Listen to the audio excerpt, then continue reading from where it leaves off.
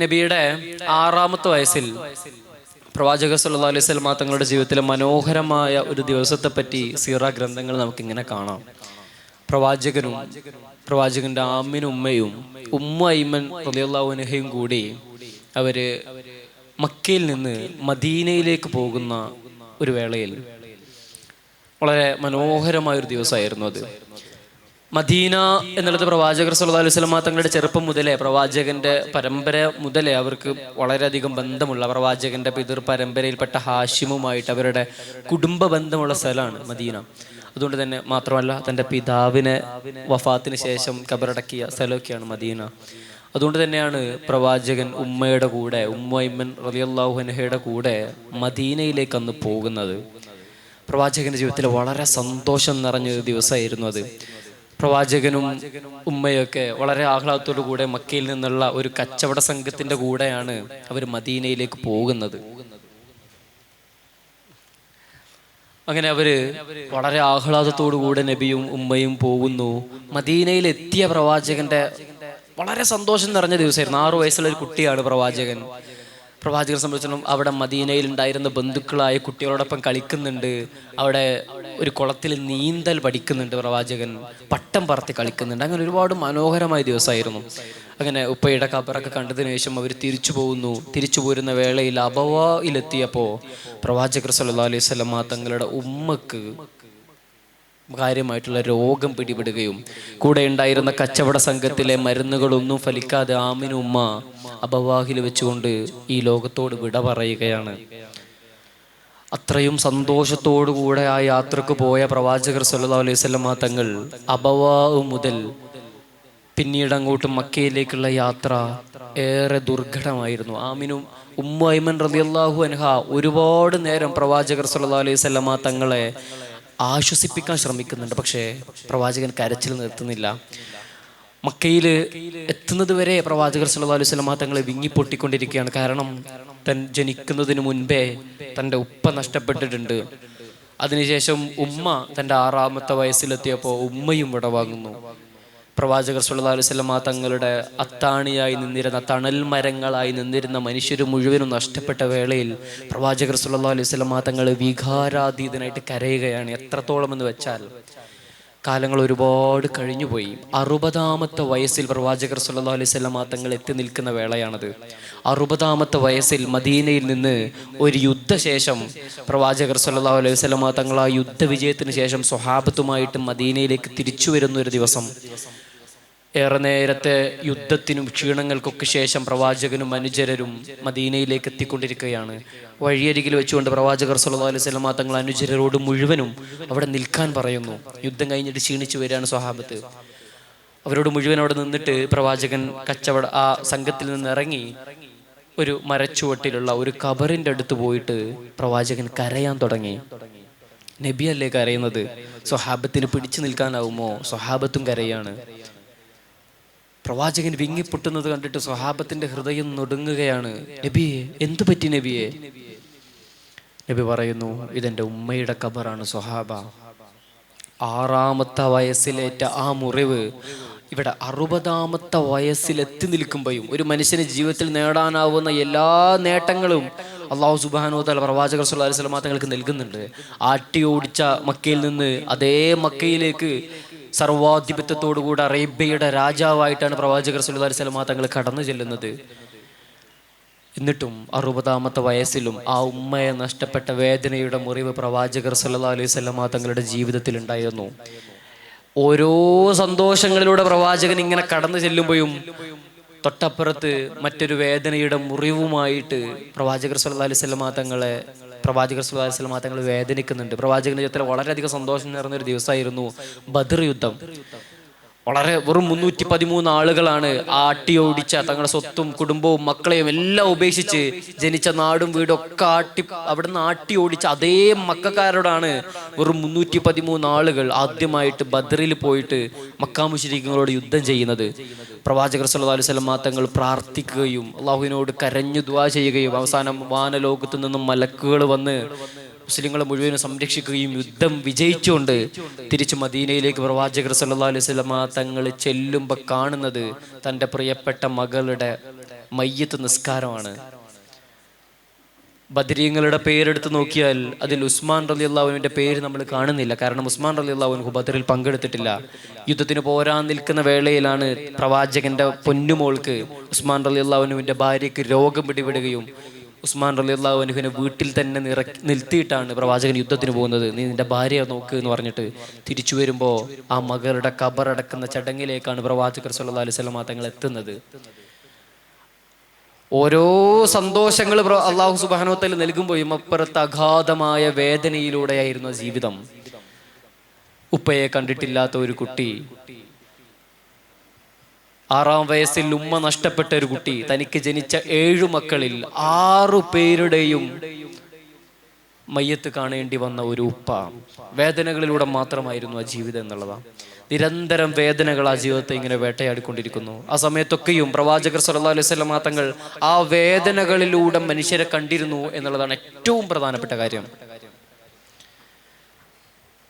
OV വിജയം പറയുന്നുണ്ട്, പ്രവാചകർ സല്ലല്ലാഹു അലൈഹി വസല്ലം തങ്ങൾ എന്നെ ഏറ്റവും ആകർഷിച്ചത്, ഞാൻ KP രാമനുണ്ണി സാറുമായിട്ട്, എഴുത്തുകാരൻ KP രാമനുണ്ണി സാറുമായിട്ട് ഇങ്ങനെ ഒരു ദിവസം സംസാരിച്ചിരിക്കുമ്പോൾ സാറ് സംസാരിക്കുന്നുണ്ട്. ഞാൻ KP രാമനുണ്ണി സാർ പറയാം, ഞാൻ എൻ്റെ ജീവിതത്തിൽ അനാഥനായിട്ട് വളർന്ന ആളാണ്. KP രാമനുണ്ണി കേന്ദ്ര സാഹിത്യ അക്കാദമിക്ക് നേടിയ എഴുത്തുകാരനാണ്, അറിയുന്നുണ്ടാവും. അവരായിട്ട് സംസാരിക്കുമ്പോൾ അവരിനോട് ഇങ്ങനെ പങ്കുവെക്കുന്നുണ്ട്. അവരുടെ അച്ഛൻ നഷ്ടപ്പെട്ടു. പിന്നെ തൊട്ടപ്പുറത്തുള്ള ഒരു മുസ്ലിം വീട്, ഒരു ഹാജിയാരുടെ വീടുണ്ടായിരുന്നു. അവരുടെ കൂടെയാണ് ഇവർ താമസിച്ചിരുന്നത്. പൊന്നാനിയിലാണ് അവരുടെ വീട്. അപ്പോൾ ഹാജിയാരുടെ ഉമ്മയുണ്ട്, ഈ രാമനുണ്ണി സാറിന് ഉമ്മയുണ്ട്, പിന്നെ ഈ രാമനുണ്ണി സാറും മാത്രമാണുള്ളത്. അവരൊരുമിച്ച് ജീവിക്കുമ്പോൾ തൊട്ടപ്പുറത്തുള്ള ഒരു ഹാജിയാരുടെ വീട്ടിലാണ് ഇവരുടെ ഒരു സുഹൃത്തുണ്ട്. ഇവര് ചെസ് കളിക്കാനൊക്കെ പോകും. ഈ രാമനുണ്ണി സാറും അവരുടെ സുഹൃത്തൊക്കെ ചെസ് കളിച്ചുകൊണ്ടിരിക്കുമ്പോൾ ആ സുഹൃത്തിന്റെ ഉപ്പ വരും. എന്നിട്ട് രാമനുണ്ണി സാറിന്റെ കൂടെ ഇരുന്ന് അവർക്ക് കളിച്ചു കൊടുക്കും, അവരെ ജയിപ്പിക്കും കളിയിൽ. അങ്ങനെയൊക്കെ ആ സമയത്ത് അവരിങ്ങനെ പറയുന്നുണ്ട്, എന്തുകൊണ്ടായിരിക്കും ആ ഹാജിയർക്ക് അതിന് സാധിച്ചത് എന്ന് ഞാൻ വലുതായിട്ടാണ് മനസ്സിലാക്കുന്നത്. സ്വന്തം കുട്ടിയുടെ കൂടെ നിൽക്കുമ്പോൾ പോലും അയാൾ എന്നെ സഹായിച്ചത് എന്തിനായിരുന്നു. ഇതുപോലെ ഒരുപാട് സംഭവങ്ങൾ ഇവർ പറയുന്നുണ്ട്. പെരുന്നാക്ക് ആ കുട്ടിക്ക് ഡ്രസ്സ് വാങ്ങിക്കൊടുക്കുമ്പോൾ ഇവനും ഡ്രസ്സ് വാങ്ങിക്കൊടുക്കുന്നു. പെരുന്നാക്ക് ബിരിയാണി വെക്കുമ്പോൾ ഉമ്മക്ക് ഒരു പാത്രം ബിരിയാണി അങ്ങോട്ട് കൊണ്ടു കൊടുക്കുന്നു. ഇങ്ങനെ ഒരുപാട് ഉദാഹരണങ്ങൾ പറയുന്നുണ്ട്. അതിൽ അദ്ദേഹം പറയുന്നുണ്ട്, അതിന് ഒരൊറ്റ കാരണമേ ഉള്ളൂ. പ്രവാചകർ സല്ലല്ലാഹു അലൈഹി വസല്ലം തങ്ങളുടെ ഒരു ഹദീസ് ആയിരിക്കണം. സ്വന്തം കുട്ടിയുടെ മുന്നിൽ, ഒരു അനാഥ കുഞ്ഞിന്റെ മുന്നിൽ വെച്ചുകൊണ്ട് നിങ്ങൾ സ്വന്തം കുഞ്ഞിനെ താലോലിക്ക പോലും ചെയ്യരുതേ എന്ന പ്രവാചകന്റെ അധ്യാപനമാണ് ആ ഹാജിയാർ അതിന് നയിച്ചതെന്ന് പറയുന്നുണ്ട്. പ്രവാചകർ സല്ലല്ലാഹു അലൈഹി വസല്ലം തങ്ങളെ എന്താണ് ആ വാക്യത്തിലേക്ക് എത്തിക്കുന്നത്? അനാഥ കുഞ്ഞുങ്ങളെ ഇത്രമേൽ ചേർത്ത് പിടിക്കാൻ പ്രവാചകർ സല്ലല്ലാഹു അലൈഹി വസല്ലം തങ്ങളെ പ്രേരിപ്പിച്ചത് മറ്റൊന്നുമായിരുന്നില്ല, പ്രവാചകന്റെ ജീവിതം തന്നെയായിരുന്നു. ഒരു അനാഥ കുഞ്ഞിന്റെ വേദനകൾ എത്രയാണെന്ന് പ്രവാചകർ സല്ലല്ലാഹു അലൈഹി വസല്ലം തങ്ങൾ അവിടുത്തെ ജനനം മുതൽ അറിഞ്ഞു വരികയാണ്. ജനിക്കുന്നതേ ഉപ്പയില്ലാതെയാണ് പ്രവാചകൻ ജനിക്കുന്നത്. 6-ാമത്തെ വയസ്സിൽ ഉമ്മയും നഷ്ടപ്പെടുന്നു. ഒരു അനാഥ കുഞ്ഞിന്റെ വേദന എത്രത്തോളമാണെന്ന് പ്രവാചകൻ തന്റെ ജീവിതത്തിൽ നിന്ന് പഠിപ്പിച്ചെടുത്തതാണ്. അതിനുശേഷമാണ് പിന്നീട് പ്രവാചകൻ പറയുന്നത്, നിങ്ങൾ അനാഥ കുഞ്ഞിന്റെ മുന്നിൽ വെച്ചുകൊണ്ട് സ്വന്തം കുഞ്ഞിനെ താലോലിക്കുക പോലും ചെയ്യരുതേ എന്ന്. ഒരു വിധവയുടെ വേദന എത്രത്തോളമാണെന്ന് പ്രവാചകർ സല്ലല്ലാഹു അലൈഹി വസല്ലം തങ്ങളുടെ 6-ാമത്തെ വയസ്സിൽ പ്രവാചകർ സല്ലല്ലാഹു അലൈഹി വസല്ലം തങ്ങൾ മനസ്സിലാക്കിയിരിക്കുന്നു. വിധവകളെ റീമാരേജ് ചെയ്യുന്നതിനെ പറ്റി പ്രവാചകർ സല്ലല്ലാഹു അലൈഹി വസല്ലം തങ്ങൾ നിരന്തരം പഠിപ്പിക്കുകയും അതിന് പ്രോത്സാഹിപ്പിക്കുകയും സ്വന്തം ജീവിതം കൊണ്ട് അതിന് ഉദാഹരണം കാണിച്ചു കൊടുക്കുകയൊക്കെ ചെയ്യുന്നത് ആമിനുമ്മയുടെ വേദനകൾ എത്രത്തോളമാണെന്ന് സ്വന്തം ജീവിതത്തിൽ നിന്ന് പ്രവാചകർ സല്ലല്ലാഹു അലൈഹി വസല്ലം തങ്ങൾ പഠിച്ചു എന്നുള്ളത് കൊണ്ടാണ്. നിരന്തരം വേദനകളിലൂടെ, ആ വേദനകളിലൂടെ കടന്നു പോകുന്ന മനുഷ്യരെ മുഴുവനും പ്രവാചകൻ ഇങ്ങനെ ചേർത്ത് പിടിച്ച് സാന്ത്വനിപ്പിക്കുന്നതും നമ്മൾ കാണുന്നുണ്ട്. മദീനയില് പ്രവാചകർ സല്ലല്ലാഹു അലൈഹി വസല്ലം തങ്ങൾ ഒരു ദിവസം നിസ്കാരം കഴിഞ്ഞ് ഇങ്ങനെ പുറത്തേക്ക് ഇറങ്ങുമ്പോൾ ഒരു പെൺകുട്ടി മദീന തെരുവിൽ നിന്നിട്ട് കരയുന്നത് ദിവസങ്ങൾ കാണുന്നു. എന്തു പറ്റി മോളെ? നബിയെ, ഞാനൊരു അടിമ പെൺകുട്ടിയാണ് നബിയെ. എൻ്റെ യജമാനൻ എന്നെ ഒരു സാധനം വാങ്ങാൻ പറഞ്ഞയച്ചതായിരുന്നു അങ്ങാടിയിലേക്ക്. ഇവിടെ എത്തിയപ്പോൾ എൻ്റെ യജമാനൻ എനിക്ക് തന്നിരുന്ന 2 ദിർഹം അത് കാണാനില്ല നബിയെ. അതിനാണോ മോള് കരയുന്നത്? പ്രവാചകൻ തൻ്റെ കയ്യിൽ നിന്ന് 2 ദിർഹം എടുത്തിട്ട് ആ മോളുടെ കയ്യിൽ വെച്ച് കൊടുത്തു. മകൾ കരച്ചിൽ നിർത്തുന്നില്ല. ഇനിയും എന്തിനാണ് കരയുന്നത്? നബിയെ, ഞാൻ ഒരുപാട് നേരമായി നബിയെ പുറത്ത് വീട്ടിൽ നിന്ന് പോന്നിട്ട്. വൈകിച്ചെന്നതിൻ്റെ പേരിൽ എൻ്റെ യജമാനൻ എന്നെ തല്ലുമോ എന്നെനിക്ക് പേടിയാണ്. അതുകൊണ്ടാണ് ഞാൻ കരയുന്നത്. മകളുടെ വീട് എവിടെയാണ്? കുറച്ച് ദൂരെയാണ് നബിയെ. ആ ചുട്ടുപൊള്ളുന്ന മരുഭൂമിയിലൂടെ ആ അടിമ പെൺകുട്ടിയുടെ കൂടെ പ്രവാചകർ സല്ലല്ലാഹു അലൈഹി വസല്ലമ തങ്ങൾ നടക്കുകയാണ്. മദീനയുടെ ചരിത്രം നമ്മൾ വായിക്കുമ്പോൾ കേവലം ഒരു പ്രവാചകൻ എന്നതിൻ്റെ അപ്പുറത്തേക്ക് മദീനയുടെ ഭരണാധികാരിയുടെ കണ്ണിലൂടെയാണ് നമ്മൾ പ്രവാചകനെ കാണേണ്ടത്. അറേബ്യയുടെ രാജാവായിരിക്കുന്ന മനുഷ്യനാണ് ഒരു അടിമ പെൺകുട്ടിയുടെ കൂടെ ദീർഘദൂരം മരുഭൂമിയിലൂടെ സഞ്ചരിക്കുന്നത്. ഒരുപാട് ദൂരം നടന്ന് ആ പെൺകുട്ടി കാണിച്ചു കൊടുത്തു, ഇതാണ് നബിയെ എൻ്റെ വീട്. നബിക്ക് അറിയുന്ന സ്വഹാബിയുടെ വീടാ. നബി തങ്ങൾ സലാം പറഞ്ഞു, സലാം അടക്കുന്നില്ല. വീണ്ടും സലാം പറഞ്ഞു, സലാം അടക്കുന്നില്ല. മൂന്നാമത്തെ പ്രാവശ്യം സലാം പറഞ്ഞപ്പോ സലാം മടക്കിക്കൊണ്ട് ആ സ്വഹാബി വീട്ടിന്റെ പുറത്തേക്ക് ഇറങ്ങി വരികയാണ്. നബി ചോദിക്കുന്നുണ്ട്, എന്തേ എൻ്റെ സലാം നിങ്ങൾ കേട്ടില്ലേ? ആ സ്വഹാബി പറയുന്നുണ്ട്, നബിയെ നിങ്ങളുടെ ആദ്യത്തെ സലാമും രണ്ടാമത്തെ സലാമും ഒക്കെ ഞാൻ കേട്ടിരുന്നു. അങ്ങയുടെ പ്രാർത്ഥന വീണ്ടും വീണ്ടും കിട്ടട്ടെ എന്ന ഒരേ ഒരു ആഗ്രഹമായിരുന്നു എനിക്ക്. അതുകൊണ്ടാണ് ഞാൻ എൻ്റെ മനസ്സിൽ ഇങ്ങനെ സലാം മടക്കിയിരുന്നത്. മൂന്നാമത്തെ പ്രാവശ്യവും ഞാൻ സലാം മടക്കിയില്ലെങ്കിൽ നബി ഇവിടെ വീട്ടിൽ ആരുമില്ല എന്ന് കരുതി തിരിച്ചു പോകുമോ എന്ന് പേടിച്ചിട്ടാണ് ഞാൻ ഇപ്പം ഇറങ്ങി വന്നത്. എന്തു പറ്റി നബിയെ? പ്രവാചകർ സല്ലല്ലാഹു അലൈഹി വസല്ലമ തങ്ങളെ കാണാൻ അത്രമേൽ ആഗ്രഹിക്കുന്ന തൻ്റെ അനുചരനാണ് ആ വീട്ടിൽ നിന്നും ഇറങ്ങി വരുന്നത്. ഇത് നിങ്ങളുടെ വീട്ടിൽ അടിമക്കുട്ടിയാണോ? അതെ നബിയെ, എൻ്റെ വീട്ടിൽ അടിമക്കുട്ടിയാണ്. എങ്കിൽ ഇവളവിടെ അങ്ങാടി നിന്നിട്ട് കരയായിരുന്നു. അവളുടെ കയ്യിലുള്ള പൈസ നഷ്ടപ്പെട്ടു എന്ന് പറഞ്ഞ് പൈസ ഞാൻ തിരിച്ചു കൊടുത്തു. അപ്പൊ അവര് വൈകിപ്പോയതിന്റെ പേരിൽ നിങ്ങൾ അവരെ അടിക്കുമോ എന്ന് ഭയപ്പെട്ടിട്ട് കരയായിരുന്നു. അതുകൊണ്ട് അവരെ നിങ്ങൾ തല്ലരുതേ എന്ന് പറയാൻ വേണ്ടി വന്നതാണ് ഞാൻ. അറേബ്യയുടെ രാജാധിപനായിരുന്ന മനുഷ്യൻ ഒരു അടിമ പെൺകുട്ടി പോലും വേദനിക്കരുതേ എന്ന പ്രവാചകർ സല്ലല്ലാഹു അലൈഹി വസല്ലമ തങ്ങൾ കാണിക്കുന്ന ആ ജാഗ്രതയാണ് പ്രവാചകനെ പ്രവാചകനാക്കി മാറ്റുന്നത്. എത്രയോ സന്ദർഭങ്ങൾ പ്രവാചകർ സല്ലല്ലാഹു അലൈഹി വസല്ലമ തങ്ങൾ മദീന പള്ളിയിലേക്ക് ഇതുപോലെ ഒരു ദിവസം കയറി വരുമ്പോൾ സ്ഥിരമായിട്ട് പള്ളി അടിച്ചു വാരിയിരുന്ന് നമുക്കറിയുന്ന ചരിത്രങ്ങളാണ് മുഴുവനും. പക്ഷേ പ്രവാചകർ സല്ലല്ലാഹു അലൈഹി വസല്ലമ തങ്ങൾ അത്രമേൽ ആഴത്തിലേക്ക് നമ്മൾ ഇറങ്ങി നോക്കുമ്പോഴാണ് ആ ജീവിതത്തിൻ്റെ അതിവിശുദ്ധമായ ആ പാഠങ്ങൾ നമ്മളെ ഇന്നും ഇങ്ങനെ നമ്മളെ പഠിപ്പിച്ചുകൊണ്ടിരിക്കുന്നത്. മദീന പള്ളി അടിച്ചു വാരിയെന്ന ആരും ശ്രദ്ധിക്കാത്ത, നിറമോ ഭംഗിയോ ഒന്നുമില്ലാത്ത ഒരു സ്ത്രീ അവിടെ ഉണ്ടായിരുന്നു. ആരവരെ ശ്രദ്ധിക്കുക പോലും ചെയ്തിരുന്നില്ല. ആ സ്ത്രീ ഒരു ദിവസം നബി പള്ളിയിലേക്ക് വരുമ്പോൾ അവരെ കാണാനില്ല. അടുത്ത ദിവസം വരുമ്പോൾ അവരെ കാണാനില്ല. ദിവസവും പള്ളി അടിച്ചു വാരി വൃത്തിയാക്കിയിരുന്ന സ്ത്രീയാണ്. സ്വഹാബത്തിനോട് ചോദിക്കുന്നുണ്ട്, എന്തേ അവർക്ക് എന്ത് പറ്റി? സ്വഹാബത്ത് മറുപടി പറയുന്നു, നബി അവർ മരിച്ചുപോയി. നബിക്ക് ദേഷ്യം വരുന്നു, എന്തേ സ്വഹാബ നിങ്ങൾ എന്നോട് പറയാതിരുന്നത്? അതൊരു രാത്രിയായിരുന്നു നബിയെ, അവിടെ തുറക്കം ശല്യപ്പെടുത്തണ്ട എന്ന് വിചാരിച്ചിട്ടാണ് പറയാതിരുന്നത്. നബി ദേഷ്യപ്പെട്ടിട്ട് ഇറങ്ങിപ്പോകുന്നു. ആ സ്ത്രീയുടെ ഖബറിൻ്റെ അടുത്ത് പോയി നിന്ന് അവർക്ക് വേണ്ടി പ്രാർത്ഥിക്കുകയും അവർക്ക് വേണ്ടി മയ്യത്ത് നിസ്കരിക്കുകയും ചെയ്യുന്നു. ചരിത്രത്തിൽ പ്രവാചകർ സല്ലല്ലാഹു അലൈഹി വസല്ലമ തങ്ങൾ രണ്ട് ആളുകൾക്കാണ് ഓയിബായ മയ്യത്ത് നിസ്കരിക്കുന്നത്. 2 ആളുകൾക്ക്. എത്രയോ സ്വഹാബിമാർ, ആയിരക്കണക്കിന് സ്വഹാബിമാർ വിദൂര നാടുകളിലേക്ക് യുദ്ധത്തിന് പോയി അവിടെ ഷഹീദായി അവിടെ മറവ് ചെയ്ത് വരുന്നുണ്ട്. അവർക്ക് വേണ്ടി ഒന്നും പ്രവാചകർ സല്ലല്ലാഹു അലൈഹി വസല്ലമ തങ്ങൾ മയ്യത്ത് നിസ്കരിച്ചിട്ടില്ല. 2 ആളുകൾ. അതിലൊന്ന് നജ്ജാശി രാജാവാണ്. ഇസ്ലാമിന്റെ പ്രാരംഭ കാലഘട്ടത്തിൽ മക്കയിൽ നിന്ന് പൊറുതിമുട്ടിയ ആദ്യഘട്ടത്തിൽ സ്വഹാബത്ത് പലായനം ചെയ്തു പോകുന്നത് നജ്ജാശിയുടെ നാട്ടിലേക്കാണ്. അവിടെ വെച്ച് അവിടെ ഭയങ്കര പ്രവാചകർ സല്ലല്ലാഹു അലൈഹി വസല്ലമ തങ്ങൾ പറഞ്ഞയച്ച ഈ അനുചരർക്ക് വളരെയധികം സ്നേഹവും സപ്പോർട്ടൊക്കെ കൊടുക്കുന്നു. അയാൾ പിന്നീട് ഇസ്ലാമൊക്കെ സ്വീകരിക്കുന്നുണ്ട്. അതിനുശേഷം അദ്ദേഹം മരിച്ചു എന്നറിഞ്ഞപ്പോ പ്രവാചകർ സല്ലല്ലാഹു അലൈഹി വസല്ലമ തങ്ങൾക്ക് അയാൾക്ക് വേണ്ടി മയ്യത്ത് നിസ്കരിക്കുന്നു. നജ്ജാശി രാജാവിന് വേണ്ടി. രണ്ടാമതായിട്ട് നിസ്കരിക്കുന്നത് ഈ പള്ളി അടിച്ചു വാരിയിരുന്ന ആരും ശ്രദ്ധിക്കാത്ത ആ സ്ത്രീക്ക് വേണ്ടിയാണ്.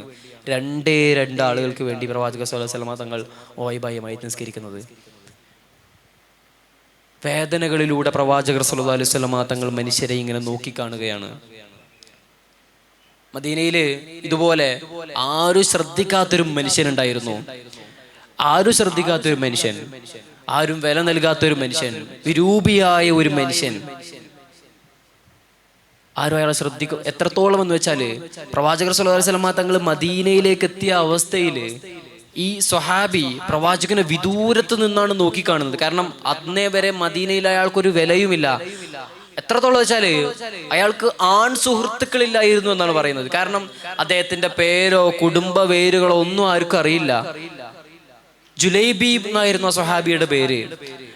ചരിത്രം മുഴുവനും നിങ്ങൾ പരതി നോക്കൂ, ജുലൈബീബ് എന്നല്ലാതെ അദ്ദേഹത്തിന്റെ പേരോ ഒന്നും നമ്മൾക്ക് കാണുന്നില്ല. കുടുംബ പേരുകൾ അറ്റുപോയ ഒരു മനുഷ്യനായിരുന്നു. കുടുംബ മഹിമയും ഗോത്രമഹിമയൊക്കെ കൊടികുത്തി വാണിരുന്ന ആ കാലഘട്ടത്തിൽ ഇങ്ങനെ ഒരു മനുഷ്യൻ ഇവിടെ ജീവിച്ചിരുന്നത് ആളുകൾ ആരും അയാളെ മെയിൻഡ് ആക്കുമായിരുന്നില്ല, കാര്യമാക്കി എടുക്കുമായിരുന്നില്ല. ആണുങ്ങൾ അദ്ദേഹത്തിന് സുഹൃത്തുക്കൾ പോലും ഇല്ലായിരുന്നു. സദാസമയം പെണ്ണുങ്ങളുടെ കൂടെയായിരുന്നു ജീവിച്ചിരുന്നത്. അങ്ങനെ ഒരു മനുഷ്യൻ, വിരൂപിയായ മനുഷ്യൻ, വളരെ നീളം കുറഞ്ഞ കുള്ളനായ ഒരു മനുഷ്യനായിരുന്നു അയാൾ.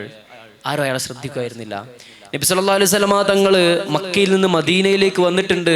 നിറവർണ്ണ വ്യത്യാസങ്ങൾക്കപ്പുറം, കുടുംബ മഹിമകൾക്കപ്പുറം മനുഷ്യരെ ചേർത്ത് പിടിക്കുന്ന പ്രവാചകനും ഇസ്ലാമും ഇവിടെ വന്നിട്ടുണ്ട് എന്ന് പറഞ്ഞ് പ്രവാചകർ സല്ലല്ലാഹു അലൈഹി വസല്ലമ തങ്ങളെ കാണാൻ ഓടി വന്നതാണ് ഈ സ്വഹാബി. പക്ഷെ നബിയുടെ അടുത്തേക്ക് വരുന്നില്ല. കാരണം മദീനയിൽ എന്നെ ആരും സ്വീകരിക്കുമായിരുന്നില്ല. ഇനി നബി എന്നെ എന്ത് ചെയ്യുമെന്ന് എനിക്കറിയില്ല. അതുകൊണ്ട് വിദൂരതയിൽ നിന്നിട്ട് നബിയെ കാണുകയാണ് ഈ സ്വഹാബി. പ്രവാചകൻ ആ മനുഷ്യനെ കാണുന്നു, അടുത്തേക്ക് വിളിക്കുന്നു. പ്രവാചകന്റെ സദസ്സിലെ ഏറ്റവും മുന്നിലെ സീറ്റ് കൊടുത്തിട്ട് അവിടെ ഇരുത്താണ് നബി. പ്രവാചകന്റെ പ്രിയപ്പെട്ട അനുചരനായിട്ട് ജുലൈബീബ് മാറുകയാണ്. ഒരിക്കൽ ജുലൈബീബിനോട് പ്രവാചകൻ ചോദിക്കുന്നുണ്ട്, എന്തേ ജുലൈബീബേ, നിനക്ക് വിവാഹമൊന്നും കഴിക്കണ്ടേ? പ്രായമായിട്ടുണ്ടല്ലോ, എന്താ വിവാഹം കഴിക്കാത്തത്? നബി എന്നെ കളിയാക്കാണ് നബിയെ. അതാണ് അദ്ദേഹത്തിന്റെ മറുപടി. നബി എന്നെ കളിയാക്കാണ് നബിയെ. എനിക്കാരാണ് നബിയെ പെണ്ണ് തരിക?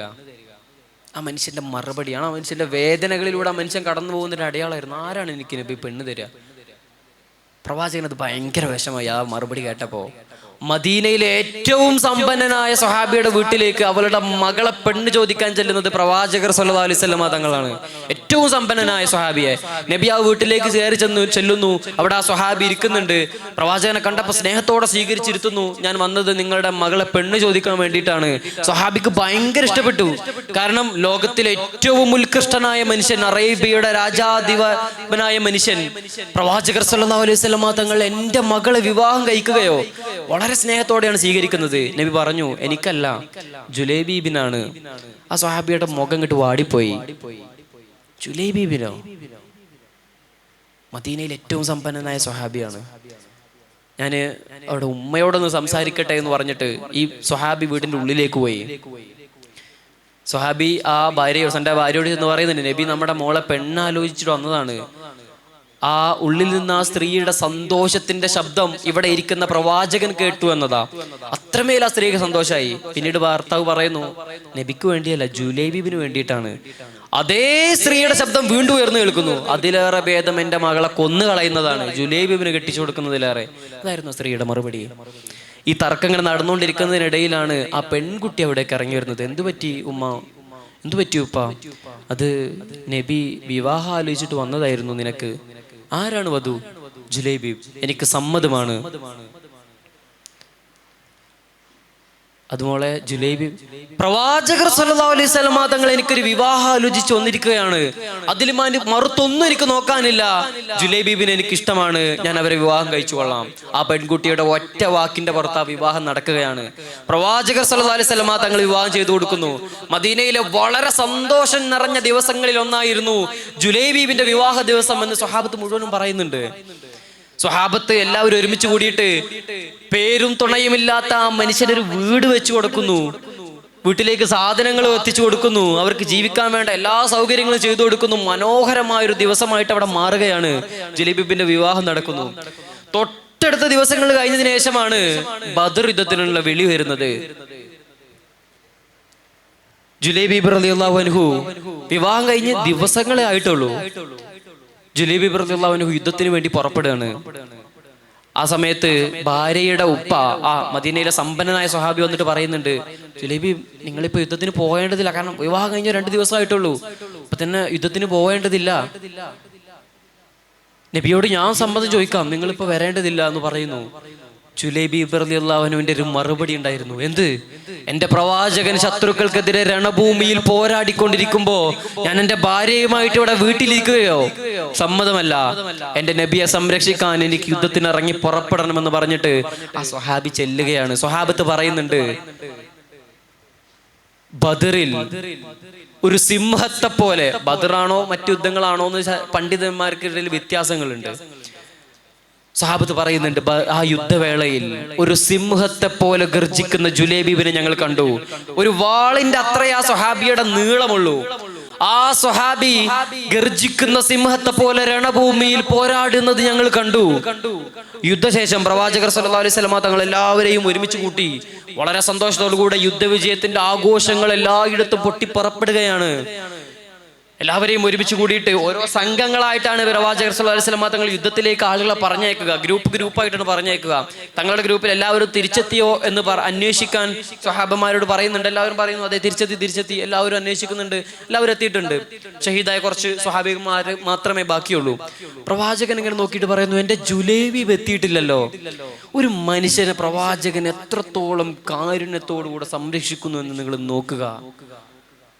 എൻ്റെ ജുലൈബീബ് എത്തിയിട്ടില്ലല്ലോ എന്ന് പ്രവാചകർ സല്ലല്ലാഹു അലൈഹി വസല്ലം തങ്ങൾ ചോദിക്കുകയാണ്. പ്രവാചകൻ തന്നെ ഇറങ്ങിയിട്ട് രണഭൂമിയിലേക്ക് ചെല്ലുന്നു. അവിടെ ഷഹീദായി കിടക്കുന്ന സ്വഹാബിമാരെ മുഴുവനും നോക്കുന്നു. അതിനിടയിൽ തന്നെക്കാൾ ഇരട്ടി വലിപ്പമുള്ള ശക്തരും മല്ലരുമായ 7 ഖുറൈശികളെ വധിച്ചിട്ടുകൊണ്ട് അവർക്കിടയിൽ കിടക്കുന്നുണ്ട്. അതിൽ 7ാമത്തെ ആളെ വെട്ടുവീണുകൊണ്ട് ഏറ്റുകൊണ്ട് രണഭൂമിയിൽ ഷഹീദായി കിടക്കുന്നു ജുലൈബീബ് റളിയല്ലാഹു അൻഹു. തനിക്കെതിരെ വന്ന 7 പേരെയും, ഒരു വാളിന്റെ അത്ര വലിപ്പമുള്ള മനുഷ്യനാണ്, തനിക്കെതിരെ വന്ന ശക്തരായ എതിരാളികൾ മുഴുവനും വധിച്ച് 7ാമത്തെ ആളുടെ വെട്ടേറ്റിട്ട് രണഭൂമിയിൽ ഷഹീദായിട്ട് ചോരയൊലിപ്പിച്ച് കിടക്കുന്നു ജുലൈബീബ്. പ്രവാചകൻ തന്നെ തൻ്റെ കൈ കൊണ്ടെടുക്കുന്നു. പ്രവാചകർ സല്ലല്ലാഹു അലൈഹി വസല്ലം തങ്ങൾ അവരെ ഖബറടക്കുന്നുണ്ട്. സ്വന്തം കൈ കൊണ്ട് തന്നെ. വേദനകളിലൂടെ മനുഷ്യരെ ഇങ്ങനെ ചേർത്ത് പിടിക്കുകയായിരുന്നു പ്രവാചകർ സല്ലല്ലാഹു അലൈഹി വസല്ലം തങ്ങൾ. പിന്നീട് ആ ഭാര്യയുടെ ചരിത്രവും സീറ ഗ്രന്ഥങ്ങൾ നമ്മൾ കാണുന്നുണ്ട്. പ്രവാചകൻ അവരുടെ വിവാഹ ദിവസം അവർക്ക് വേണ്ടി പ്രാർത്ഥിച്ചു കൊടുക്കുന്നുണ്ടായിരുന്നു. ജീവിതത്തിലെ എല്ലാവിധ ഖൈറും നിങ്ങൾക്ക് ഉണ്ടാവട്ടെ എന്ന് പറഞ്ഞുകൊണ്ട്. ആ വിശാല മനസ്കയായ ആ പെൺകുട്ടി പിന്നീട് മദീനയിലെ സമ്പന്നയായ സ്ത്രീയായിട്ട് മാറിയ ചരിത്രം സീറ ഗ്രന്ഥങ്ങൾ നമുക്ക് വായിക്കുന്നുണ്ട്. വേദനകളിലൂടെ മനുഷ്യരെ ഇങ്ങനെ സ്പർശിക്കുകയും തലോടുകയും അവരെ ഇങ്ങനെ സാന്ത്വനിപ്പിക്കുകയും ചെയ്യുന്ന പ്രവാചകൻ. കാരണം ആ വേദനകളുടെ ആഴം എത്രയായിരുന്നു എന്ന് പ്രവാചകൻ അത്രമേൽ സുപരിചിതമായിരുന്നു. വേദനിക്കുന്ന മനുഷ്യരെ മുഴുവനും ചേർത്ത് പിടിക്കുന്ന പ്രവാചകർ സല്ലല്ലാഹു അലൈഹി വസല്ലം തങ്ങൾ. നമ്മുടെ ഇസ്ലാമും നമ്മോട് പഠിപ്പിക്കുന്നത് അതാണ്. ബഷീറിന്റെ ഒരു കഥ പറയുന്നുണ്ട്. വൈക്കം മുഹമ്മദ് ബഷീറിനോട് ഒരിക്കൽ അഭിമുഖത്തിൽ ചോദിക്കുന്നുണ്ട്, ബഷീർ മുസ്ലിം ആണല്ലേ? നിരീശ്വരവാദിയായ ഒരു മാധ്യമ പ്രവർത്തകനാണ് ചോദിക്കുന്നത്. ബഷീർ മുസ്ലിം ആണല്ലേ? അതെ, ഞാൻ മുസ്ലിമാണ്. എന്താണ് ബഷീർ?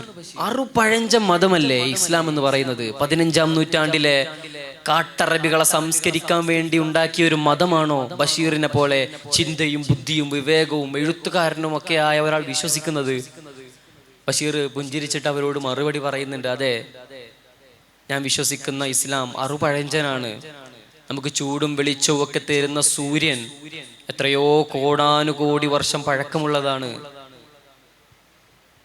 മാത്രമല്ല നമ്മുടെ ഭൂമിയും ജലവും വായുവും ഈ ഭൂഗോളവും എല്ലാം എത്രയോ കോടിക്കണക്കിന് വർഷം പഴക്കമുള്ളതാണ്.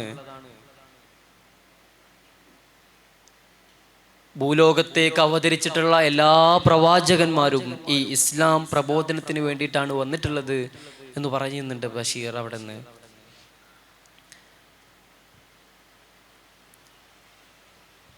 ഇസ്ലാമിക ചരിത്രത്തിൽ അല്ലെങ്കിൽ ഇസ്ലാം നമ്മളെ എന്താണ് പഠിപ്പിക്കുന്നത്? 15-ാം നൂറ്റാണ്ടിലുണ്ടായിരുന്ന അറബികളെ സംസ്കരിക്കാൻ വേണ്ടി ഉണ്ടാക്കിയ ഒരു മതമാണോ ഇസ്ലാം എന്ന് ബഷീറിനോട് ചോദിക്കുമ്പോൾ ബഷീർ പറഞ്ഞു കൊടുക്കുന്ന മറുപടിയിലെല്ലാം ഉണ്ട്. അത് സൂര്യനെ പോലെ ഇന്നും നമ്മുടെ മുന്നിൽ ഇങ്ങനെ തിളങ്ങി നിൽക്കുകയാണ്. മനുഷ്യരോട് എങ്ങനെ നമ്മൾ ഇടപെടണം, എങ്ങനെ പെരുമാറണമെന്ന് പ്രവാചകർ സല്ലല്ലാഹു അലൈഹി വസല്ലം തങ്ങൾ ആ ജീവിതം കൊണ്ട് നമുക്ക് മുന്നിൽ ഇങ്ങനെ വരച്ച് കാണിച്ചു തരികയാണ്. നമുക്ക് എത്ര സമയമുണ്ട്? ഓക്കെ. പ്രവാചകർ സല്ലല്ലാഹു അലൈഹി വസല്ലമ തങ്ങളുടെ ആ ജീവിതം തന്നെയാണ് നമുക്ക് മുന്നിലുള്ള ഏറ്റവും വലിയ മാർഗദർശനമായിട്ട് നിൽക്കുന്നത്.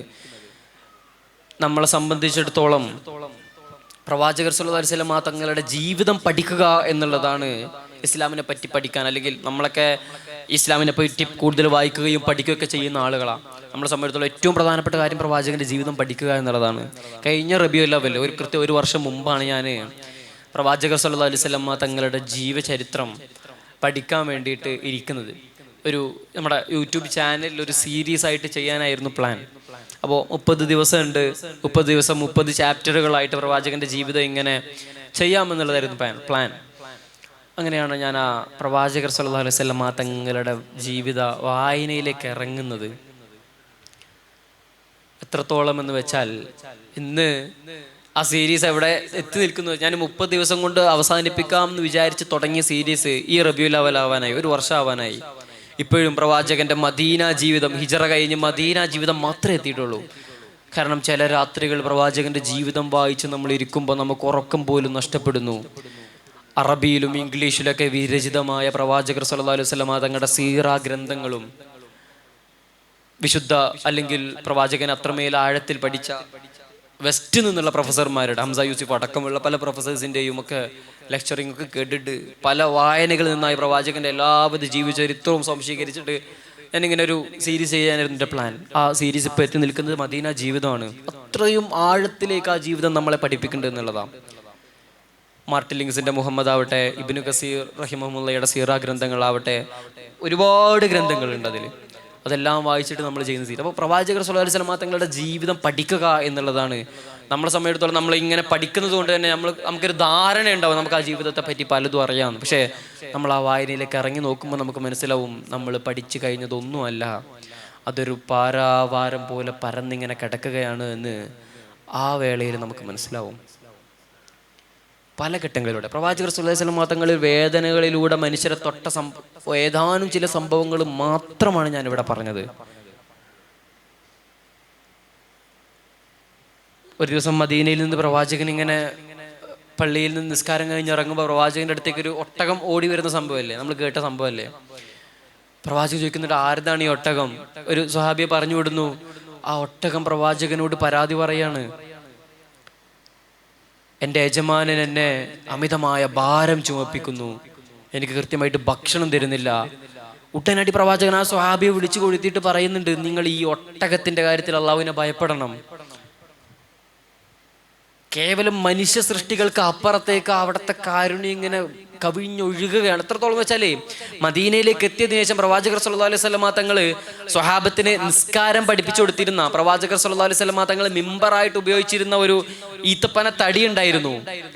പ്രവാചകർ സല്ലല്ലാഹു അലൈഹി വസല്ലമ തങ്ങൾ കുറച്ചു കാലം കഴിഞ്ഞപ്പോൾ പള്ളിയും അതിന്റെ പുനരുദ്ധാന പ്രവർത്തനങ്ങളൊക്കെ വേളയിൽ ഒരു സ്ത്രീ പ്രവാചകന്റെ അടുത്തേക്ക് വന്നിട്ട് പറയുന്നുണ്ട്, നബിയെ, ഈ ഈന്തപ്പന തടി നമുക്ക് ഒഴിവാക്കാം, എൻ്റെ അടിമയായിട്ടുള്ള നല്ലൊരു ആശാരിയുണ്ട്, അവനെ കൊണ്ട് നല്ല ഒരു മിമ്പർ ഞാൻ പണിയിച്ചു തരാം. പ്രവാചകൻ സമ്മതം മൂളുന്നു. അങ്ങനെ അവരുടെ അടിമയെ കൊണ്ട് നല്ലൊരു മിമ്പർ ഉണ്ടാക്കിയിട്ട് വരികയാണ്. ആ മിമ്പർ പള്ളിയിൽ സ്ഥാപിക്കുന്നു. ആ ഉപയോഗിച്ചിരുന്ന ഈന്തപ്പന തടി പ്രവാചകൻ സ്വഹാബത്തിനെ വിട്ടിട്ട് ആ പള്ളിയുടെ പുറത്തേക്ക് ഇടുകയാണ്. നിസ്കാരത്തിന്റെ വേളയിൽ ഒരു ഒട്ടകക്കുട്ടിയുടെ കരച്ചിൽ പോലെ സ്വഹാബത്ത് മുഴുവനും ഒരു കരച്ചിൽ കേൾക്കുന്നു. സ്വഹാബത്തിന് മനസ്സിലാവുന്നില്ല എവിടെ നിന്നാണ് ഈ കരച്ചിൽ വരുന്നത്. നിസ്കാര ശേഷം പ്രവാചകൻ ഇറങ്ങിപ്പോയിട്ട് ആ മരത്തടിയെ ഇങ്ങനെ ചേർത്ത് പിടിക്കുന്നത് സ്വഹാബത്ത് കാണുകയാണ്. 1-2 പേരൊന്നല്ല ഈ ഹദീസ് റിപ്പോർട്ട് ചെയ്യുന്നത്, 100-ലധികം സ്വഹാബത്ത് റിപ്പോർട്ട് ചെയ്ത സ്വഹീഹായ ഹദീസാണിത്. ഒട്ടകം മരം അല്ലെങ്കിൽ ഒരു മരത്തടി കരയെന്ന് നമുക്ക് തന്നെ സംശയം തോന്നും. 100 കണക്കിന് ആളുകൾ, ഒരു സ്വഹാബിമാർ എങ്ങനെയാണ് കളവ് പറയാ? അവിടെ പള്ളിയിൽ നിസ്കരിക്കാൻ വന്ന എല്ലാ സ്വഹാബത്തും റിപ്പോർട്ട് ചെയ്യുന്ന ഹദീസാണ്. ഒരു മരത്തടിയെ പ്രവാചകൻ ഇങ്ങനെ ചേർത്ത് പിടിക്കുന്നു. പ്രവാചകൻ ഉപയോഗിച്ച് പുതിയൊരു മിമ്പർ കിട്ടിയപ്പോൾ മാറ്റി വെച്ചിരുന്ന ഒരു മരത്തടി പ്രവാചകന്റെ സാമീപ്യം കിട്ടാതായപ്പോൾ കരയുന്നുവെങ്കിൽ പ്രവാചകന്റെ കാരുണ്യം എത്രത്തോളായിരുന്നു.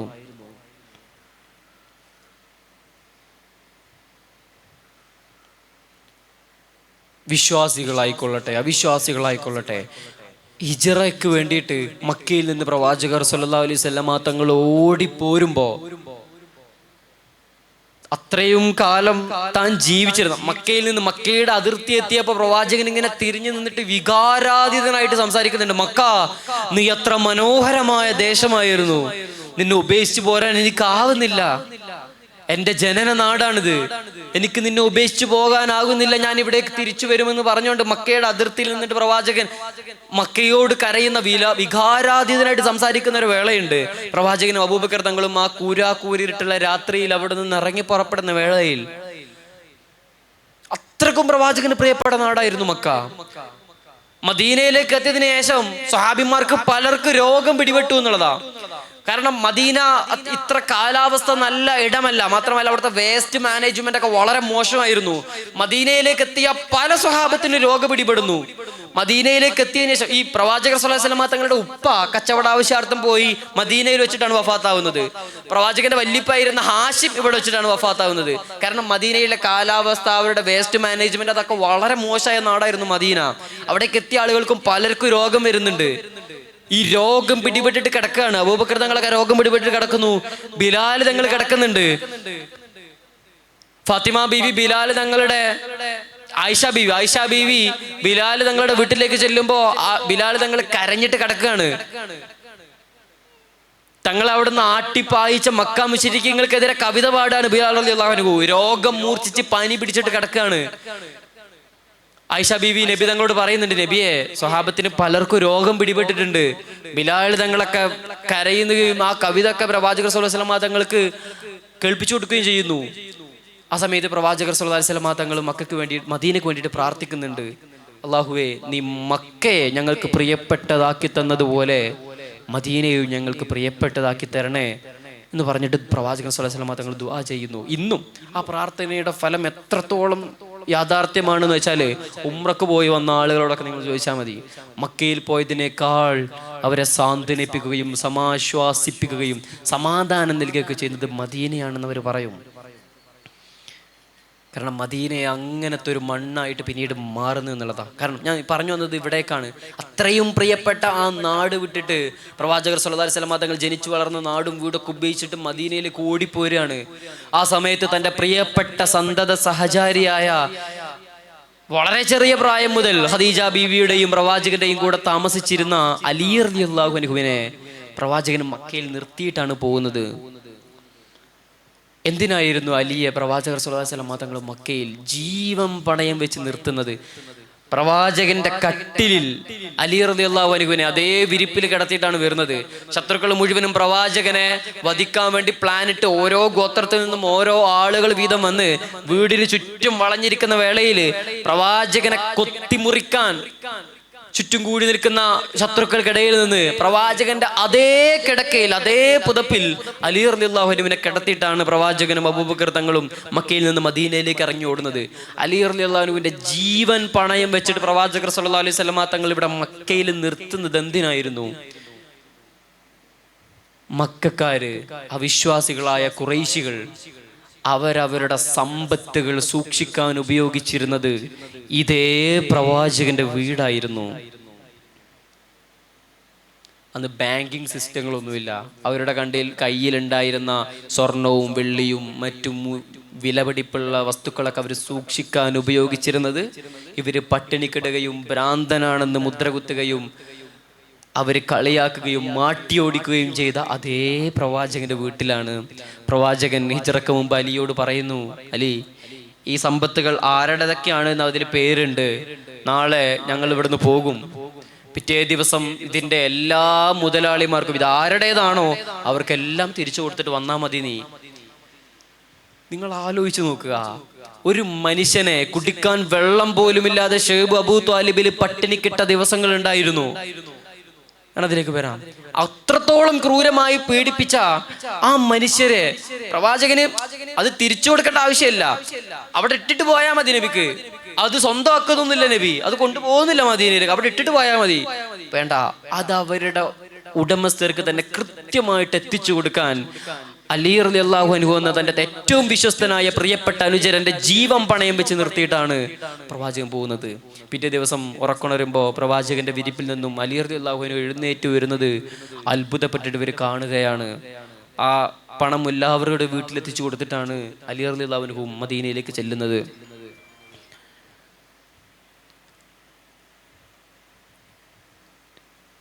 അത്രത്തോളം അവിശ്വാസികളെന്നോ വിശ്വാസികളെന്നോ ഇല്ലാതെ ആ കാരുണ്യം അങ്ങനെ പരന്നൊഴുകുന്നത് നമ്മൾ ചരിത്രത്തിൽ കാണുന്നു. ഷുഐബ് അബൂ ത്വാലിബിൽ പ്രവാചകർ സല്ലല്ലാഹു അലൈഹി വസല്ലമ തങ്ങളെയും മനുജരരെയും എത്രത്തോളം ക്രൂരമായിട്ടാണ് മക്കാ മുശ്രിക്കുകൾ പീഡിപ്പിച്ചിരുന്നത് എന്ന് വെച്ചാൽ, അവര് മക്കയിലൊരു കരാറ് പ്രഖ്യാപിക്കുകയാണ്. മുഹമ്മദിൽ വിശ്വസിച്ച ആളുകൾക്ക് ഒരു മണി ധാന്യം പോലും ഇനി മക്കയിൽ നിന്ന് നൽകരുത്, അവർക്ക് കുടിക്കാൻ വെള്ളം നൽകരുത്, അവരിൽ നിന്ന് വിവാഹാലോചനകൾ ഉണ്ടാവരുത്, നമ്മുടെ മക്കളെ അവർക്ക് വിവാഹം ചെയ്ത് കൊടുക്കുകയും അരുത്.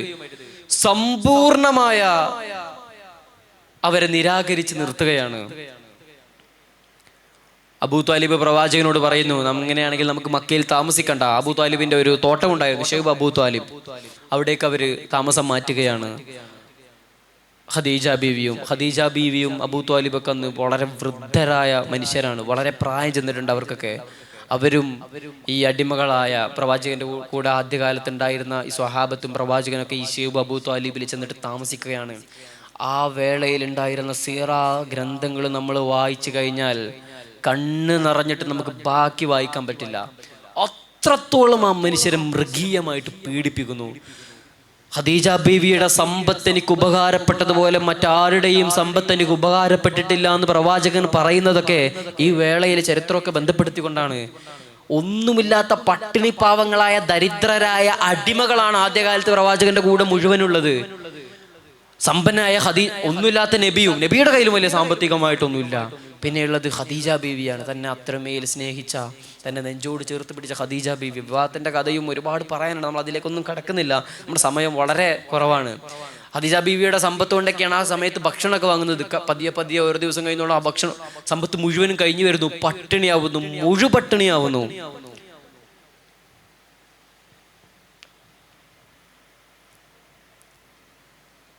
ഒരു സ്വഹാബിയുടെ ഹദീസ് നമ്മൾ ആ വേളയിൽ വായിക്കുന്നുണ്ട്. ആ സ്വഹാബി ഒരു ദിവസം രാത്രി ഉറങ്ങുമ്പോ പകുതിയായപ്പോ മൂത്രമൊഴിക്കാൻ വേണ്ടിയിട്ട് എഴുന്നേൽക്കുകയാണ്. എന്നിട്ട് എല്ലാവരും താമസിക്കുന്നതിന് കുറച്ചപ്പുറത്തേക്ക് മരുഭൂമിയിലേക്ക് ചെല്ലുന്നു. വിശപ്പിന്റെ കാഠിന്യം കാരണം മൂത്രമൊഴിച്ചുകൊണ്ടിരിക്കുമ്പോഴാണ് മനസ്സിലാവുന്നത് താൻ മൂത്രമൊഴിക്കുന്നത് സാധാ മണലിലേക്കല്ല, മറ്റെന്തോ പ്രതലത്തിലേക്കാണ്. സൂക്ഷിച്ചു നോക്കിയപ്പോൾ മനസ്സിലാവുന്നു, ആ മരുഭൂമിയിൽ വിശപ്പ് കാരണം ചത്തുപോയ ഏതോ ഒരു ഒട്ടകത്തിന്റെ ഉണങ്ങിയ ദ്രവിച്ചുപോയ മണ്ണിൽ അമർന്നുപോയ ഒരു ഒട്ടകത്തിന്റെ തൊലി, അതിന്മേലേക്കാണ് താൻ മൂത്രമൊഴിക്കുന്നതെന്ന്. ആ തൊലി എടുത്തിട്ട് ഇവിടേക്ക് വരികയാണ്. കഴുകി വൃത്തിയാക്കി അത് മുറിച്ചിട്ടാണ് ആ ദിവസങ്ങൾ അവർ ഭക്ഷണം കഴിക്കുന്നത്. ഷൈബ് അബൂ ത്വാലിബിൽ ഉപരോധ സമയത്ത് പ്രവാചകനും അനുചരരും അവർ നേരിടേണ്ടി വന്ന യാതനകളും വേദനകളും വായിച്ചു കഴിഞ്ഞാൽ നേരത്തെ പറഞ്ഞതുപോലെ കണ്ണ് നിറഞ്ഞിട്ട് നമുക്ക് ബാക്കി വായിക്കാൻ പറ്റില്ല. അത്രത്തോളം മൃഗീയമായ പീഡനങ്ങൾ. ബിലാൽ തങ്ങളൊക്കെ പറയുന്നുണ്ട്, വിശന്നിട്ട് പച്ചിലകളായിരുന്നു ഞങ്ങൾ അവിടെ നിന്ന് ഭക്ഷിച്ചിരുന്നത്. ഒട്ടകങ്ങളും കഴുതയൊക്കെ കഴിക്കുന്നത് പോലെ അവിടെ ഉണ്ടായിരുന്ന പച്ചിലകളാണ് ഞങ്ങളെടുത്ത് ഭക്ഷിച്ചിരുന്നത്. ആ ഉപരോധകാലത്തിന്റെ വേദനകളും മുറിവിലും ഒക്കെയാണ് പിന്നീട് ഉപരോധം പിൻവലിക്കുകയും അതിന്റെ ഒരുപാട് ചരിത്രങ്ങൾ, നമ്മൾ അതിലേക്കൊന്നും കടക്കുന്നില്ല. പിന്നീട് ഇവർ ഉപരോധം, ചില മക്ക മുശ്രിക്കീങ്ങൾ തന്നെയാണ് ഈ ഉപരോധം പിൻവലിക്കാൻ വേണ്ടി മുന്നിട്ടിറങ്ങുന്നത്. കാരണം ഈ വേദന അവർക്ക് കണ്ടു നിൽക്കാൻ പറ്റുന്നില്ല. അവിശ്വാസികളാണ് വന്നിട്ട് ഈ ഉപരോധം നിങ്ങൾ ഒഴിവാക്കണമെന്ന് മക്ക മുശ്രിക്കീങ്ങളോട് പറയുന്നത്. ഇവരൊരു പേപ്പറിലാണ് കരാർ എഴുതിയിട്ട് കഅബയുടെ ഉള്ളിൽ തൂക്കിയിട്ടിരുന്നു. ഉപരോധത്തെ പറ്റിയുള്ള കരാറ് കഅബയുടെ ഉള്ളിലാണ് തൂക്കിയിട്ടിരുന്നത്. അങ്ങനെ മീറ്റിംഗ് കൂടി വിളിച്ചു വരുത്തുകയും ചില ആളുകൾക്ക് എഴുന്നേറ്റ് നിന്നിട്ട് പറയുന്നു, മുസ്ലിങ്ങൾക്കെതിരെയുള്ള ഈ ഉപരോധം അവസാനിപ്പിക്കണം, ആ മനുഷ്യരുടെ വേദന നിങ്ങൾ കാണുന്നില്ലേ, ഒന്നും ഐറ്റങ്ങൾക്ക് കഴിക്കാനില്ല എന്ന് പറഞ്ഞിട്ട് അവിശ്വാസികളായ മനുഷ്യരാണ് ഇവർക്ക് വേണ്ടി സംസാരിക്കുന്നത്. കാരണം അത്രത്തോളം ദുരിതപൂർണമായ ജീവിതമായിരുന്നു ഷൈബ് അബൂ ത്വാലിബിൽ ഉണ്ടായിരുന്നു ഉപരോധം. അപ്പോൾ അവർ കഅബയിലേക്ക് കയറി നോക്കുമ്പോൾ അവർ കാണുന്നുണ്ട്, അവർക്ക് എഴുതിയിരുന്ന കരാർ പേപ്പർ മുഴുവനും ചെതല് തിന്ന് കഴിച്ചിട്ടുണ്ട്. അങ്ങനെ അവർ ആ കരാറൊക്കെ പിൻവലിക്കുകയാണ്. അവിടെ ആ ഉപരോധത്തിന്റെ ക്ഷീണം കൊണ്ടാണ് അബൂ ത്വാലിബും ഖദീജ ബീവിയും രോഗം മൂർച്ഛിച്ചിട്ട് അല്ലാഹുവിലേക്ക് വഫാത്തായി മടങ്ങുന്നത്. അത്രത്തോളം ദുരിതപൂർണമായിരുന്നു. പ്രവാചകർ സ്വല്ലല്ലാഹു അലൈഹി വസല്ലം തങ്ങൾ അത്രത്തോളം വേദനിപ്പിച്ച സാഹചര്യം വേറെ ഇല്ലായിരുന്നു. തൻ്റെ പ്രിയപ്പെട്ട സന്തത സഹചാരായിരുന്ന ഖദീജ ബീവിയും ഖദീജയും അബൂ ത്വാലിബൊക്കെ അള്ളാഹുവിനോട് വേർപെട്ട് പിരിയുന്നത് ഈ വേളയിലാണ്. വേദനകളിലൂടെ മുഴുവനും പ്രവാചകർ സല്ലല്ലാഹു അലൈഹി വസല്ലം തങ്ങൾ ഇങ്ങനെ കടന്നു പോകുന്നു. ആ വേദനകളിലൂടെയും പ്രവാചകൻ തൊട്ടടുത്തുള്ള മനുഷ്യനെ ചേർത്ത് പിടിക്കുകയും അവർക്ക് സമാശ്വാസം നൽകുകയും ചെയ്തു എന്നുള്ളതാണ് അവിസ്മരണീയമാക്കി ആ ജീവിതം മാറ്റുന്നത്. ഞാൻ അവസാനിപ്പിക്കുകയാണ്. പ്രവാചകർ സല്ലല്ലാഹു അലൈഹി വസല്ലം തങ്ങളുടെ ജീവിതം നമ്മൾ ഒരുപാട് വായനകളിലേക്കും വിശദമായ അതിൻ്റെ പഠനങ്ങളിലേക്കൊക്കെ നിങ്ങൾ ഇറങ്ങണം എന്നുള്ളതാണ് എനിക്ക് ഓർമ്മിപ്പിക്കാനുള്ളത്. ഞാൻ പറഞ്ഞ പോലെ ഞാൻ അതിൻ്റെ ഇതുപോലെ ഒരുപാട് ഗ്രന്ഥങ്ങളും ഇംഗ്ലീഷിലും അറബിയിലും മലയാളത്തിലുള്ള ഗ്രന്ഥങ്ങളും ലെക്ചറിങ്ങൊക്കെ കേട്ട് ഞാൻ ചെയ്യുന്നതിൻ്റെ ഒരു സീരീസ് ഉണ്ട് യൂട്യൂബിൽ. നിങ്ങൾ വായിക്കാൻ താല്പര്യമുള്ള ആളുകളാണെന്നുണ്ടെങ്കിൽ നിങ്ങൾ എന്തായാലും ഞാൻ ഈ പറഞ്ഞ ഗ്രന്ഥം മാർട്ടിൻ ലൂഥറിന്റെ മുഹമ്മദോ ഇബ്നു ഇസ്ഹാഖിന്റെ സീറ ഗ്രന്ഥങ്ങളോ അങ്ങനെ ഒരുപാട് ഗ്രന്ഥങ്ങളുണ്ട്. അതൊക്കെ ബേസിക്കായിട്ട് നമ്മൾ ചെയ്യുന്ന സീരീസാണ്. നിങ്ങൾ വായിക്കാൻ താല്പര്യമുള്ള ആളുകളാണ് നിങ്ങൾ വായിക്കുക. അല്ലെങ്കിൽ നിങ്ങൾക്ക് അറിയണം എന്നുണ്ടെങ്കിൽ ഞാൻ പ്രവാചകന്റെ ജീവിതം പഠിക്കാൻ നമ്മളാണ് അതിൻ്റെ ഏറ്റവും ഫസ്റ്റ് പേഴ്സൺ നമ്മളാണെന്നുള്ളതുകൊണ്ട് നമ്മൾ പറയുന്നത്. യൂട്യൂബിൽ മുഹമ്മദ് തന്നെയാണ് സീരീസിൻ്റെ പേര്. നിങ്ങൾക്ക് സെർച്ച് ചെയ്തൊക്കെ കാണാം. നിങ്ങളതെടുത്ത് വായിച്ചു നോക്കുക അല്ലെങ്കിൽ കേട്ട് നോക്കുക. അത് തുടക്കം മുതൽ അറേബ്യയുടെ കഥ എന്ന് പറഞ്ഞിട്ട് തുടങ്ങുന്നുണ്ട്. അത് ഫസ്റ്റ് വീഡിയോൻ്റെ പേരതാണ്, അറേബ്യയുടെ കഥ. അറേബ്യയുടെ ചരിത്രം, എങ്ങനെ പ്രവാചകൻ എന്തിനാണ് മക്കയിലേക്ക് അയച്ചത്, എന്തിനാണ് പിന്നീട് മദീനയിലേക്ക് ഹിജ്റ പോകുന്നത്, പ്രവാചകർ സല്ലല്ലാഹു അലൈഹി വസല്ലം തങ്ങളുടെ ഉപ്പയെ അബ്ദുള്ളയെ ബലിയർപ്പിക്കാൻ കൊണ്ടുപോകുന്ന ഒരു കഥയൊക്കെ ഉണ്ട്. അബ്ദുൽ മുത്തലിബിന്റെ സംസം കിണറുമായി ബന്ധപ്പെട്ടുകൊണ്ട് സംസം കിണറൊക്കെ മണ്ണിട്ട് മൂടുന്ന ഇങ്ങനെ നിരവധി മനോഹരമായ ഒരുപാട് കഥകളുണ്ട്. നിങ്ങൾ അതിൽ ഇൻട്രസ്റ്റഡ് ആയ ആളുകൾ ഉണ്ടെന്നുണ്ടെങ്കിൽ നിങ്ങൾ ആ സീരീസ് ഒന്ന് കേട്ട് നോക്കുക. പ്രവാചകന്റെ ജീവിതം പഠിക്കാൻ നമ്മളാണ് ഏറ്റവും ബെസ്റ്റ് എന്നുള്ളതുകൊണ്ടാണ് ഞാൻ പറയുന്നത്. നിങ്ങൾ വായിക്കാൻ താല്പര്യമുള്ളവരാണെങ്കിൽ നിങ്ങൾ റബീഉൽ അവ്വലൊക്കെയാണ് വരുന്നത്, വിശദമായിട്ട് വായിക്കുക. അല്ലെങ്കിൽ നിങ്ങൾ ഈ സീരീസ് ഒന്ന് കണ്ടു നോക്കുക. ഇപ്പോൾ മദീന വരെയാണ് നമ്മുടെ സീരീസ് എത്തി നിൽക്കുന്നത്. അതിൻ്റെ ഇൻഷാ അല്ലാഹ് ഈ റബീഉൽ അവ്വലോട് കൂടെ അവസാനിപ്പിക്കണം എന്നാണ് ആഗ്രഹം. ഒരു മാസം വിചാരിച്ചിട്ട് തുടങ്ങിയത്, ഇപ്പോൾ ഒരു വർഷത്തോളമായി. ഇൻഷാ അല്ലാഹ് ഈ റമദാനോടുകൂടെ അവസാനിപ്പിക്കുന്നതാണ്. ഇനി ബദറും ഉഹുദും ഓരോ യുദ്ധങ്ങളൊക്കെ ബേസ് ചെയ്തിട്ടുള്ള സംഭവങ്ങളാണ്.